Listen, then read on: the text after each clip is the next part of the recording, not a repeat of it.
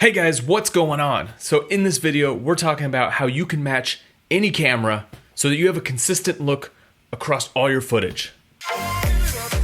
Wait, look at this thing. I think it's time to shave.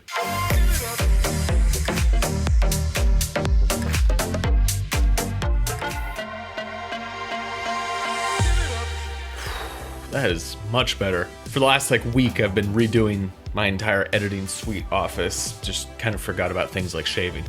But it brings me back to the days when I was a swimmer and we used to not shave for an entire month, 2 months, and we would get full beards. Maybe I should do that again, just get the full beard. All right, so we're talking about matching cameras, and there's a few different ways that you can match cameras, whether it is on set or it's in post. I personally have dealt with matching cameras a ton because our company, Fit Life Productions, does a lot of multicam live type shoots. They're not live, but they're shot like they're live. So we do 5 camera shoots where, we have different cameras all over the place, jibs, tripods, sliders, all that stuff, and we have to match it so it looks perfectly because we're shooting basically a live type performance. So when we get into matching cameras, I know a lot of you are going to be matching your drone to your GoPro, to your GH5, to your Sony.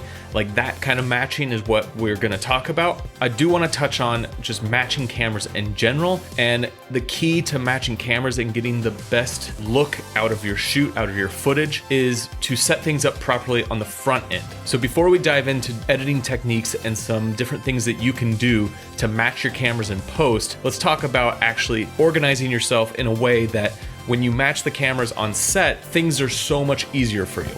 And the first thing, of course, is just getting the same cameras and getting a bunch of the same types of lenses, even getting the same lens. So if you're running 2 GH5s with 2 12-35s, guess what? You're gonna match your footage. It's gonna look perfect because you're using the same camera. I know it's kind of very simple to say that, but there's been a lot of situations I've been in the past where people are trying to match a bunch of different cameras, and at the end of the day, it would have been so much easier if you just had the camera on the front end, 2 of the same, spent the extra $100, got the extra rental, whatever it is. If you set yourself up right at the beginning, you're not gonna be dealing with massive amounts of editing and color correction in post to try and match the cameras, especially when you're doing something where you have a scene and it's shot reverse shot, or it's multiple cameras shooting a live type scenario. If you're not shooting with the same cameras, you're gonna set yourself up for failure because you're gonna have to try and match those in post. And if you're trying to match a Canon to a Sony to a Panasonic and then a GoPro, it's gonna be a pain when you're in a kind of setting where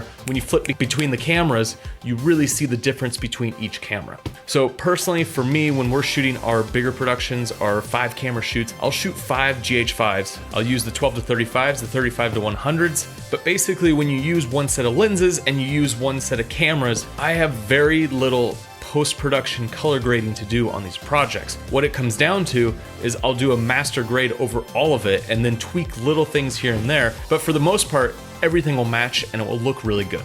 Okay, so that's the first thing I just wanted to clear out of the way, just get that out. Let's dive into the second part of shooting to matching cameras. So when you get to cameras like a GoPro, a drone, you have your GH5, that's just cameras I use, so that's why I'm saying that. But when you have these cameras, you have to do certain things when you're shooting to set yourself up for success when you're editing. So these are not gonna match out a camera. So when you're shooting on a standard profile where it has saturation, it has, some contrast in it, just that basic standard when you turn on the camera for the first time, it's gonna be harder to match than if you are using a log setting or a very flat setting. So if you never shot log before, log is basically when the image is completely flat. Basically, the highlights are brought down and the shadows are brought up, so your image is sitting somewhere in the middle of your exposure values. So basically, what that gives you is room to edit on either the top and the bottom, and then also there's not a lot of saturation. So your saturation is down so that when you go into edit in post, you're set up that you can play with your contrast, start adjusting things, and then play with your saturation to get your image to where you want it to be versus a burnt in look a standard profile or something like a vivid profile. As soon as you put one of those very saturated, contrasty profiles on your camera, it's gonna be harder to match in post. Now, if you do that on one camera, say you have a Canon and you really want this look out of the Canon, well, what you're gonna have to do is then match your other cameras to that Canon in post. So you're gonna still wanna shoot other things flat. So personally, for me, what I'm gonna do is on my GH5, I'm gonna shoot log, I'm gonna shoot flat. On my GoPro, I'm gonna shoot not GoPro color, I'm gonna shoot the flat profile. And then on my Mavic, I'm gonna shoot the art setting because I think the D-Log is too flat. And for the file, it's too compressed. So once you start grading it, it starts breaking apart. The art is a little bit in between the D-Log and the other profiles where you have range to edit, but you're not pushing it too far. And another thing when you're shooting log, you got to think about what kind of file that your camera is going to produce. If you're shooting on something like a RED camera and you're shooting raw, you're going to get a file that you're going to be able to do so much color grading to, and it's not going to break apart. Whereas if you're using the Mavic and you're using the D-Log and you put that next to the RED, as soon as you start pushing the colors around too much, it's going to start breaking apart. So find the camera settings that are going to be flat, but also keep in mind, we are going to be color grading these in post. So if your camera has a really bad codec, maybe you shoot more of a natural profile. All right, let's get into some editing software and let's walk through how you're gonna match these. For this tutorial specifically, I'm using my Mavic, I'm using my GoPro and some GH5 footage. I shot a promo for this company called Zycle. It's a new electric bike. I did their Kickstarter video. It's pretty cool stuff. It was a ton of fun. I just went out and shot a ton of footage, all different cameras, and I'm gonna play with some of this footage to show you how I matched it in post. And what I'm using to match it are LUTs, which are lookup tables. So if you don't know what a LUT is basically an effect that you're able to slap on your footage and it gives you a look like that. It's basically a preset color grade that when you put it on, it's supposed to just boom, there's the look. If you know Lightroom, it's kind of like a Lightroom preset. But a LUT is basically a shortcut, so you're not hand grading everything. So you're not going through bit by bit and doing all the colors. And personally, I think this is a great way to match some footage. So I'm using the Aurora LUTs by Polar Pro. These LUTs are amazing and they're very good at matching cameras. And that's one of the key things here.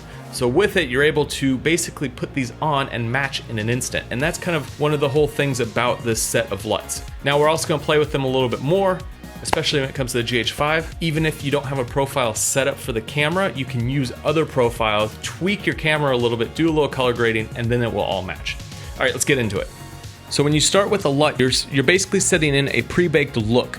And then from here, you either keep it at 100% opacity or you dial it back and then use your other color grading tools to go in and tweak the settings. The reason I like the Aurora LUTs for color grading is they have some cool looks on these, but then also they have it set up for GoPro and Mavic, so that basically the look I throw on my Mavic and the look that I throw on my GoPro will match pretty immediately. And then I can also use these LUTs and slap them on footage like my GH5 footage and then go in and tweak some settings and I'm pretty good to go. There's not a ton of color grading that needs to happen to get these shots to match. If you want to go in and really dial it in and get the shots to be perfect, then you're going to have to take more time in your color grading and spend more time going through your contrast, your colors, your saturation, and going back and forth between your two shots to match them. And like I said at the beginning, it starts with how you shoot it. You shoot in log, you bring it in, it gives you the ability to color correct. So now that you're able to color correct, if you want to do this quick and easy,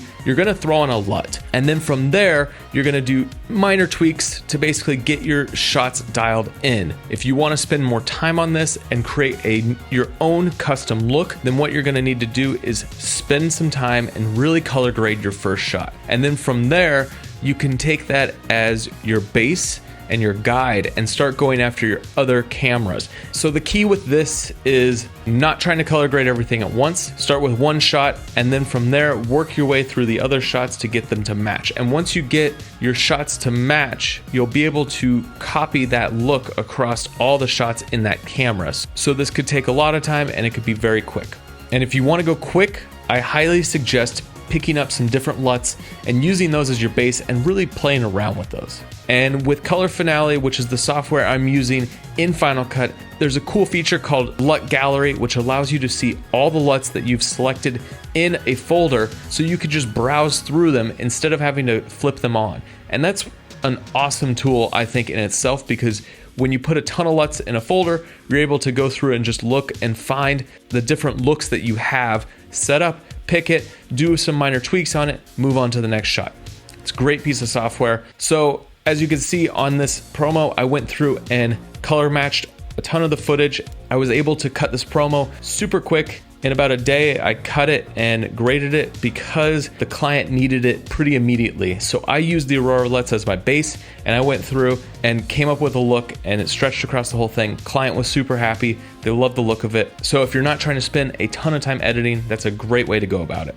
All right, guys, I hope this was helpful. I hope that you guys were able to pull some knowledge out of what I just showed you with the color grading. If you're interested in these LUTs, I've put a link in the description below. Guys, I got some awesome videos coming. I got some big things in the works. If you're interested in a filmmaker's retreat, I'm thinking of putting one on. I'd love to hear your thoughts on this. So I've put together a survey. It's in the description as well. Guys, if you're interested in doing a one-on-one style course, it would be like a group of maybe 7 to 10 people traveling with me as we go to somewhere extreme, epic, either Ecuador, Thailand, somewhere where we can get out of our comfort zone, get into a travel atmosphere with lots of adventures and like activities. And I'm gonna teach you how to come up with your own story, shoot it, edit it, all that good stuff, and do it in a way where we're traveling together and we're having fun. I think it's a great way to learn. Personally, a lot of what I have learned filmmaking is being out in the wild and doing it. And the more you just do it, the better you get as a filmmaker. So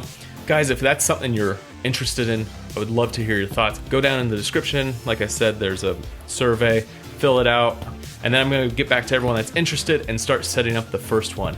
If you're new to this channel, make sure you hit that subscribe button if you wanna see more tutorials, more adventure, more travel, some vlogs. I got some cool stuff coming. And guys, make sure you come find us on Instagram @Wanderworks, and I will see you on the next one.